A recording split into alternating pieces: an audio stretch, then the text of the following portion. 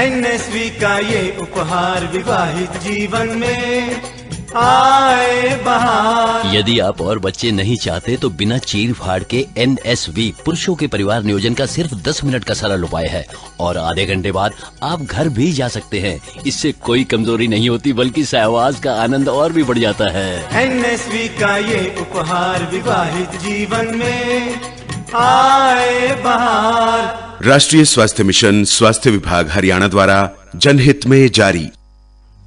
नमस्कार, आकाशवाणी चंडीगढ़ से प्रादेशिक समाचारों के साथ मैं रत्तिका। पहले इस बुलेटिन के मुख्य समाचार। केंद्रीय स्वास्थ्य एवं परिवार कल्याण मंत्री डॉ मनसुख मांडविया ने देश में कोविड-19 की स्थिति की समीक्षा की और सभी को सतर्क रहने के निर्देश दिए। हरियाणा के स्वास्थ्य मंत्री अनिल विज ने कहा कि बच्चों को बढ़िया इलाज उपलब्ध कराने के लिए जल्द ही पीजीआई चंडीगढ़ के साथ समझौता किया जाएगा। राज्यपाल बंडारू दत्तात्रेय ने शिक्षण संस्थानों को ग्रामीण क्षेत्र के छात्रों की रुचि के अनुसार प्रशिक्षित करने को कहा है। हरियाणा के सहकारिता मंत्री डॉ मनवारी लाल ने कहा कि हैफेड द्वारा रेवाड़ी जिले के रामपुरा में नई तेल मिल स्थापित की जाएगी और मौसम विभाग ने आने वाले 4 दिनों में भी हरियाणा में घना कोहरा पड़ने और कुछ भागों में ज्यादा ठंड रहने की भविष्यवाणी की। अब समाचार विस्तार से।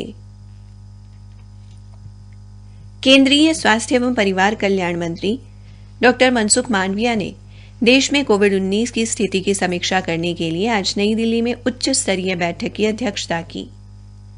बैठक में स्वास्थ्य एवं परिवार कल्याण राज्य मंत्री डॉ भारती प्रवीण पवार, स्वास्थ्य सचिव राजेश भूषण और अन्य वरिष्ठ अधिकारी भी उपस्थित रहे। एक ट्वीट में श्री मांडविया ने कहा कि कुछ देशों में कोविड-19 के बढ़ते मामलों को देखते हुए आज विशेषज्ञों और अधिकारियों के साथ स्थिति की समीक्षा की गई। उन्होंने कहा कि कोविड अभी समाप्त नहीं हुआ है। श्री मांडविया ने सभी को सतर्क रहने और निगरानी तंत्र मजबूत करने के निर्देश दिए। उन्होंने कहा कि सरकार किसी भी स्थिति से निपटने के लिए तैयार है। काबिले गौर है कि कल स्वास्थ्य मंत्रालय ने चीन, जापान, अमेरिका, कोरिया और ब्राजील में कोविड-19 के बढ़ते मामलों के मद्देनजर राज्यों और केंद्र शासित प्रदेशों से पॉजिटिव नमूनों की जीनोम सीक्वेंसिंग में तेजी लाने को कहा था। स्वास्थ्य सचिव राजेश भूषण ने इस संबंध में सभी राज्यों व केंद्र शासित प्रदेशों को लिखे एक पत्र में कहा कि इससे देश में कोरोना के किसी भी नए स्वरूप का समय पर पता लगाने में मदद मिलेगी। हरियाणा के स्वास्थ्य एवं परिवार कल्याण मंत्री अनिल विज ने कहा कि पीजीआई चंडीगढ़ के साथ जल्द ही बच्चों के बढ़िया इलाज के लिए एक समझौता किया जाएगा। श्री विज आज अंबाला छावनी नागरिक अस्पताल में पीजीआई चंडीगढ़ के सहयोग से मनोरोग विशेषज्ञ ओपीडी और टेलीमेंटल हेल्थ सर्विस के शुभारंभ अवसर पर उपस्थित जनसमूह को संबोधित कर रहे थे। उन्होंने कहा कि प्रत्येक बुधवार को यहां पर पीजीआई के डॉक्टरों के माध्यम से ओपीडी संचालित की जाएगी। ये डॉक्टर टेलीमेंटल हेल्थ सर्विस के जरिए सारे हरियाणा को प्रशिक्षण देने का भी कार्य करेंगे और ओपीडी के साथ साथ मरीजों को अपनी सेवाएं भी प्रदान करेंगे। हरियाणा के राज्यपाल बंडारू दत्तात्रेय ने सरकारी व गैर सरकारी क्षेत्र की शिक्षण संस्थाओं को ग्रामीण क्षेत्र के छात्रों में व्यवसाय की स्वाभाविक रुचि की पहचान कर उन्हें व्यावसायिक व तकनीकी कोर्स में दाखिला देकर प्रशिक्षित करने को कहा है। उन्होंने कहा कि इससे युवाओं की प्रतिभा को पटल मिलेगा और वे स्टार्टअप्स व उद्यमिता के क्षेत्र में अपनी प्रतिभा को उपयोग कर आगे बढ़ेंगे। राज्यपाल आज चंडीगढ़ स्थित राजभवन में सोनीपत की ओपी जिंदल ग्लोबल यूनिवर्सिटी के कुलपति प्रोफेसर सी राजकुमार के नेतृत्व में आए प्रतिनिधि मंडल से बातचीत कर रहे थे। इस दौरान राज्यपाल ने विश्वविद्यालय का अगले साल का कैलेंडर भी जारी किया। कुलपति प्रोफेसर सी राजकुमार ने उन्हें विश्वविद्यालय का स्कार्फ भेंट किया। राज्यपाल ने कहा कि ग्रामीण क्षेत्र के बच्चे रोजगार के क्षेत्र में व्यावसायिक शिक्षा की कमी के कारण पीछे रह जाते हैं। इसके मद्देनजर केंद्र व राज्य सरकार ने स्वरोजगार स्थापित करने के लिए कई महत्वाकांक्षी योजनाएं शुरू की हैं। श्री दत्तात्रेय ने कहा कि शिक्षण संस्थानों के प्रोत्साहन से प्रशिक्षण प्राप्त कर युवा इन योजनाओं का ज्यादा से ज्यादा लाभ उठा सकते हैं। प्रादेशिक समाचार आकाशवाणी चंडीगढ़ से प्रसारित किए जा रहे हैं। हरियाणा के सहकारिता मंत्री डॉ बनवारी लाल ने बताया कि हैफेड द्वारा रेवाड़ी जिले के रामपुरा में नई तेल मिल स्थापित की जाएगी। इसके अलावा गुरुग्राम में वीटा कैफे खोले जाएंगे। उन्होंने बताया कि गुरुग्राम में इस समय हैफेड के 12 के करीब बिक्री केंद्र हैं। अब वहां पर डेयरी विकास प्रसंघ एवं हैफेड बूथ या शोरूम खोले जाएंगे। सहकारिता मंत्री ने रामपुरा में स्थापित किए जाने वाली नई तेल मिल के बारे में बताया कि इसके लिए निविदा प्रक्रिया जल्द से जल्द पूरी की जाएगी।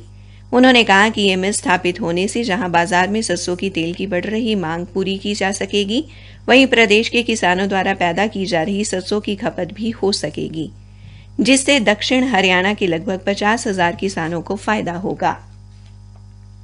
उन्होंने बताया कि शुरू में इस मिल की पिराई क्षमता 1500 टन प्रतिदिन होगी, लेकिन बाद में इसे बढ़ाया जा सकता है।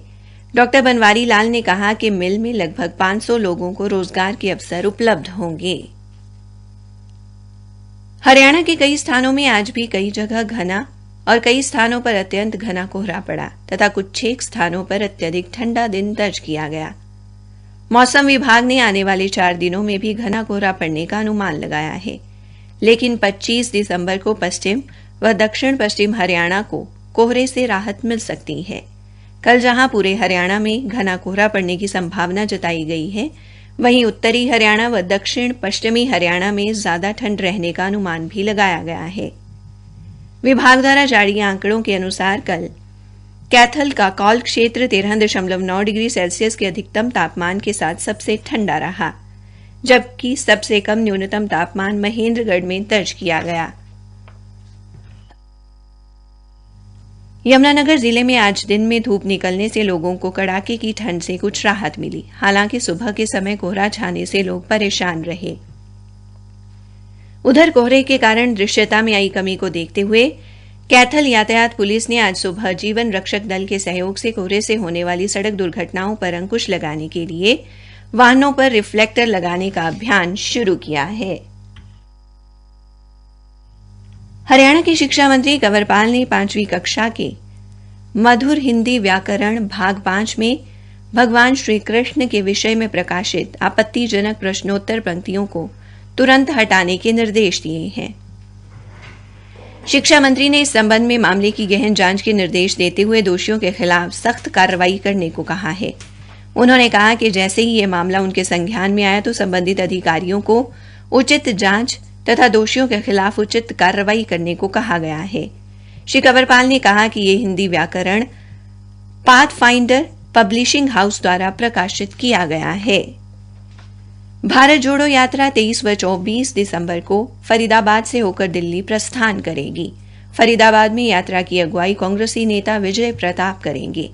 फरीदाबाद पुलिस ने पदयात्रा को लेकर वाहनों के लिए एडवाइजरी जारी कर दी है। इन 2 दिनों में भारत जोड़ो यात्रा के मार्ग पर सामान्य वाहनों का आवागमन पूरी तरह से प्रतिबंधित रहेगा। यात्रा सोहना से खोखरी जमालपुर गांव होते हुए फरीदाबाद में दाखिल होगी। फरीदाबाद पुलिस ने 2 अलग अलग मामलों में एक महिला और एक पुरुष को नशा तस्करी के आरोप में गिरफ्तार किया है। पुलिस प्रवक्ता सुबह सिंह ने बताया कि फरीदाबाद के सेक्टर 58 की राजीव कॉलोनी में रहने वाली सनेस नाम की महिला को 660 ग्राम गांजा सहित गिरफ्तार किया गया है। दूसरे मामले में आरोपी सोनू को लगभग 7.25 ग्राम स्मैक सहित गिरफ्तार किया गया। अंत में मुख्य समाचार एक बार फिर। केंद्रीय स्वास्थ्य एवं परिवार कल्याण मंत्री डॉक्टर मनसुख मांडविया ने देश में कोविड-19 की स्थिति की समीक्षा की और सभी को सतर्क रहने के निर्देश दिए। हरियाणा के स्वास्थ्य मंत्री अनिल विज ने कहा कि बच्चों को बढ़िया इलाज उपलब्ध कराने के लिए जल्द ही पीजीआई चंडीगढ़ के साथ समझौता किया जाएगा। इसी के साथ प्रादेशिक समाचार समाप्त हुए। सीमा बहन जी, कहाँ हो आजकल? गौतम भाई, जब से टीबी हुआ है लोगों ने मिलना जुलना बंद कर दिया है, तो मैं भी थोड़ा। अरे ऐसा मत कहो बहन, अब तो पूरा देश जुट गया है टीबी रोगियों का हाथ थामने को। सचमुच? हाँ। क्या आप जानते हैं प्रधानमंत्री टीबी मुक्त भारत अभियान के तहत कॉर्पोरेट्स, जनप्रतिनिधि, एनजीओ, अन्य लोग सभी टीबी रोगियों के लिए पोषण, जांच, इलाज और आजीविका संबंधी सहायता देने का वचन दे रहे हैं। निक्षय मित्र बन टीबी मरीजों की सहायता करें। आज ही 1800-11-6666 पर कॉल करें। टीबी हारेगा, देश जीतेगा। राष्ट्रीय स्वास्थ्य मिशन, स्वास्थ्य विभाग हरियाणा द्वारा जनहित में जारी।